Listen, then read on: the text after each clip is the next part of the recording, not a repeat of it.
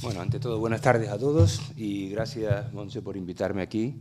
Siempre da gusto venir a hablar con gente o a compartir un tiempo con gente que tiene las mismas pasiones, y en este caso coincidimos tanto en lo que es la medicina como en lo que es el deporte.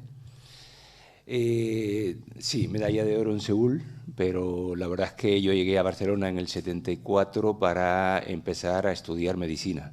Lo de ir a los Juegos era la excusa para conseguir una beca y que a mi familia no le costara mucho. Y lo que tenía que ser una preparación simulada, pues se convirtió en una preparación ya más en serio. Primero Juegos en el 76, luego el 80, 84, 88, 92 fallé y 96. Se dice mucho o muy rápido, pero la verdad es que fueron muchos años. ¿Cómo lo llevé inicialmente, ¿no? Pues la verdad es que un poco enfermizo. Recuerdo la obsesión que tenía yo en, muy bien, vamos a preparar unos juegos, pero esto de la medicina no podemos dejarlo ni en broma. Como anécdota contaré que una vez, claro, en aquella época los transportes los hacíamos nosotros en coche, con barcos detrás, remolque, y en una de estas pues se volcó el remolque, se volcó el coche y nos tuvieron que venir a buscar, y a mí me encontraron debajo de un árbol estudiando bioquímica.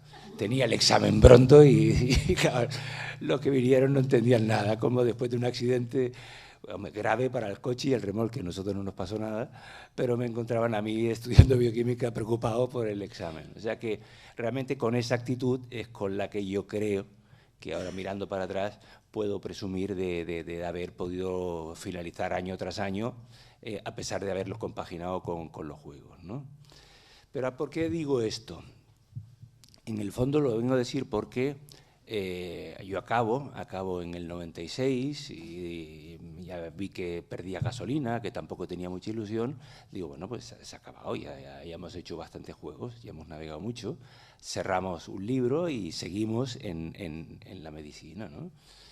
Y todo el mundo me decía que no podría, pues si ya llevas tantos años, llevas ya más de 20 años metido en esta historia, no, te va a costar.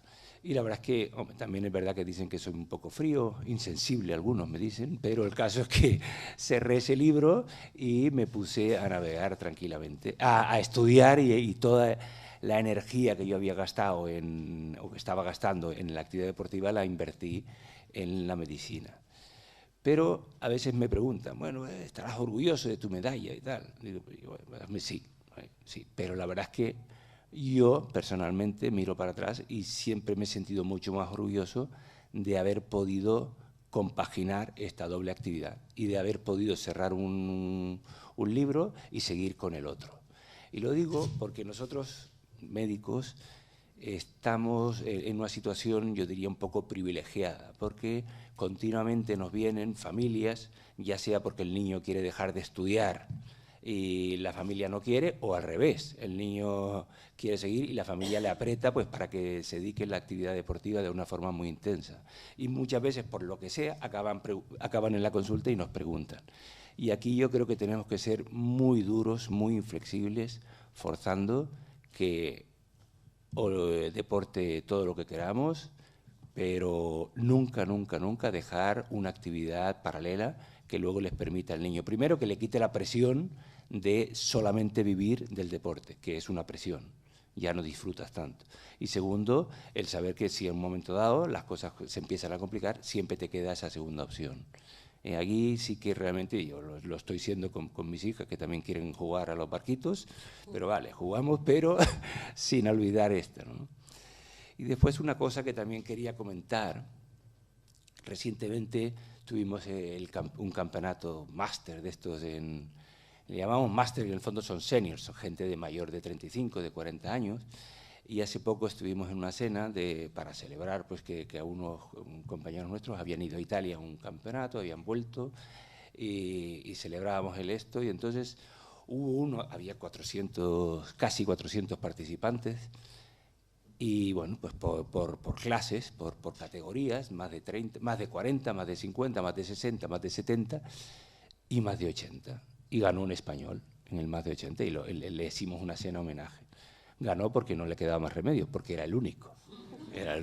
Pero es que realmente hasta hace bien poco era impensable que alguien navegara con más de 80 años en un barco como el Finn, que es un barco que no es de paseo, que es un barco duro.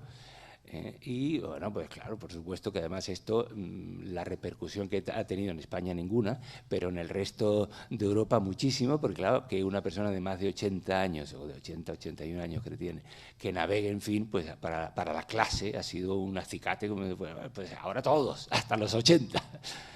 Pero lo traía porque este hombre nos decía que hace unos meses, cuando en una reunión se decidió, o decidieron, ir a este campeonato, a mí la verdad es que me cogía fatal y no podía ir, pues que para él ha sido una inyección de gasolina impresionante. Dice, chicos, la ilusión, o sea, ganar y todo esto, bueno, esto ya ha sido como jugar al póker y ganar, ¿no? Pero la ilusión que me ha supuesto preparar este juego, y con esa ilusión la preparación física que me ha obligado, las restricciones, todo esto me ha dado una gasolina para seguir viviendo que digamos que creo que merece la pena propagarlo, y realmente creo que al final es importantísimo. Yo, ¿por qué un poco perdía ya gasolina en el 96?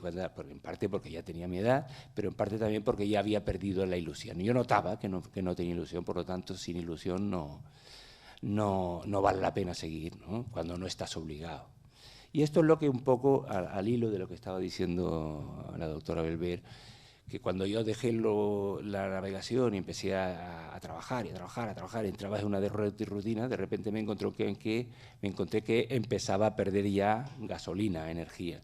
Y encontré este grupo, un grupo de máster, de seniors, de más de 35, que estaban reunidos y navegaban en un barco que yo no había navegado, pero no navegaban y se concentraban en Barcelona. Y digo, vale, pues venga, vamos a jugar, a empezar a jugar. Y la verdad es que eso me ha supuesto a mí pues una motivación, saber que cada viernes me voy a encontrar con gente competitiva, pero dentro de un orden, nada de Juegos Olímpicos.